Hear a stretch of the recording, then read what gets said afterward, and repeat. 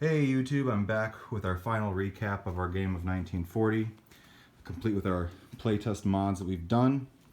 We played until basically the beginning of the 13th round, so this D12 is useless to me now, but that's basically just when we decided to call it.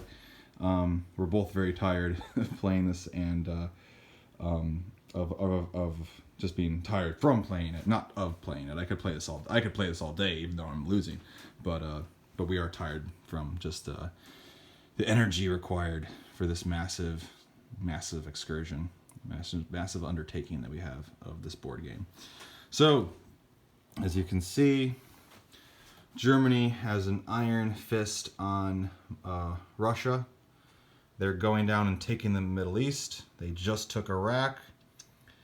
They're at the doorstep of Cairo, and the UK is not going to be able to defend that with the amount of tanks and mech that he has here. At the same time, Japan and the UK had a battle in Burma.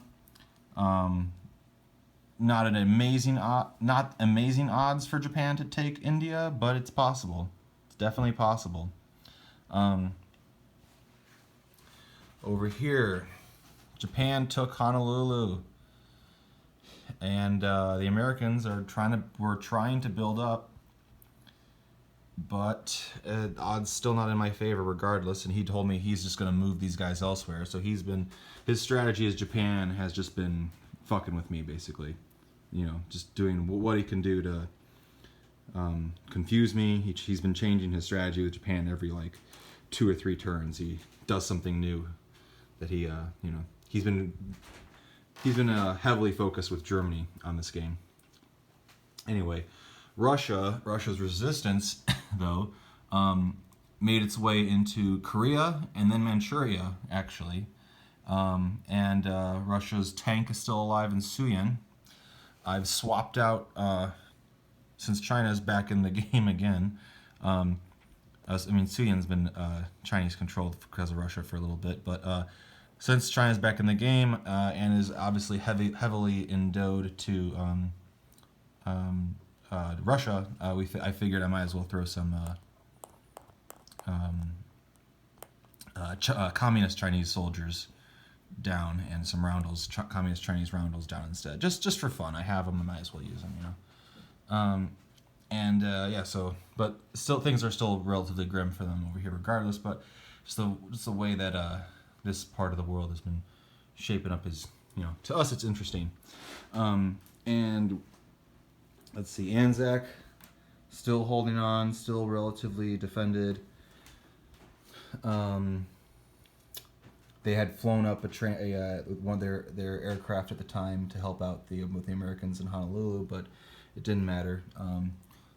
Japan took it out with 3 artillery left and all their air force. We have these Americans over here again, so I'm going to take that back and take Aleutian Islands back, or I would at least. We're calling it at this point, but that's what would happen in the future. Moving over here, as you can see, the Germans will steamroll into there. He's sending units into fortify Norway. He eliminated the last French units in Normandy-Bordeaux. The only French units left are the 2 in Scotland and this one guy down here in Sardinia. He's at the point where he eliminated the American Navy that did a D-Day here in 105. He eliminated them with his aircraft and with his German naval units that he had there. We got some Canadians over here, and we got more American boys on the way, but there's nothing to defend them now, so it is entirely lost here for the Allies at this point. And a lot of this game was definitely determined by my endlessly bad die rolls on the day when we played the first 6 rounds of this game. That said, we're both still very happy with the Vichy France rules, the French resistance rules, or just the resistance rules in general, but also with what France gets to work with from the Vichy France flip, and the result of adding Spain. We will change a couple little minor things in our personal rules before I put these online somewhere, but just to solidify them. But they're basically there. Overall, we're very happy. We'll play test this again, and hopefully with a nationalist Spain, just to see what happens. Yeah, I mean, overall, this is a really cool game. Not for me so much, but just I'm not a competitive gamer. I like to see I just like to see what happens, for the most part. Let's see, and how things pan out. Here's the economy, more or less, and here's our last bin of casualties. I got some magnetic planes still not wanting to come out. So here's the last casualties for this game. We're very interested in possibly doing a post-war scenario at some point. So even though I'm going to pack this away, we're going to document this game here pretty well and see if we can come up with something for like another game in the future.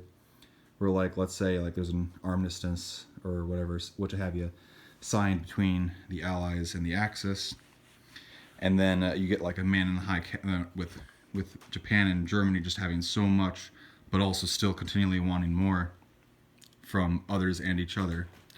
Eventually, after some kind of Cold War period, you have a man in the high castle scenario, and then the two of them end up duking it out. So we're kind of curious as to turning this into like a two-player Germany-Japan world domination game, with Italy just being absorbed, Vichy France just being absorbed. Just kind of coming up with something just for funsies. So we'll see what happens with that when we get to it, if that ever happens. But we were talking about creating like a new state between communist China, Mongolia, and the remaining Russian Federation up there, to be kind of just a communist state of or alliance, wherever, of just another power there, and beef that up a little bit. We were talking about doing that. We were talking about Japan having to still take out Australia, maybe get a foothold in America. We were talking about maybe, of course, this being several decades later after this war, maybe the Axis wanting to expand influence in South America, and America wanting to defend their interests in South America, since we made these two pro-Axis countries, but we never at any point activated them. So there's that. Maybe some of the rift between Japan and Germany stems from the fact that Japan took this Vichy France territory.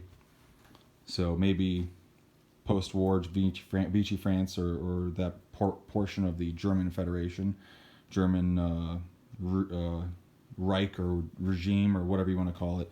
Maybe they want that back, but Japan didn't want to give it to them. So that might be part of why they would go to war over each other.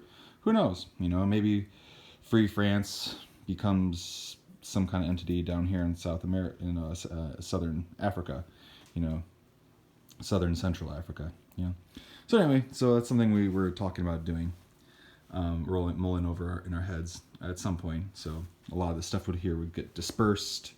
Maybe we'll come up with another scenario and just play it for fun, see what happens. Anyway, that is a final recap on this game, and I am going to pack this thing up and go from there.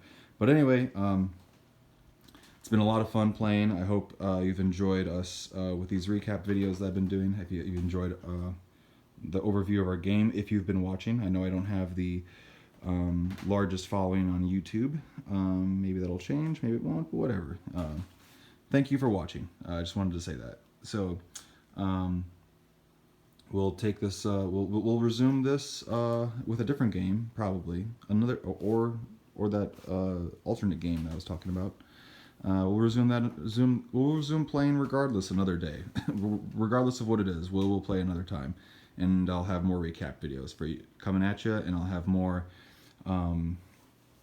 customizations, things like that, and all sorts of stuff coming at you. So have fun, YouTube. Take it easy, and once again, roll the dice better.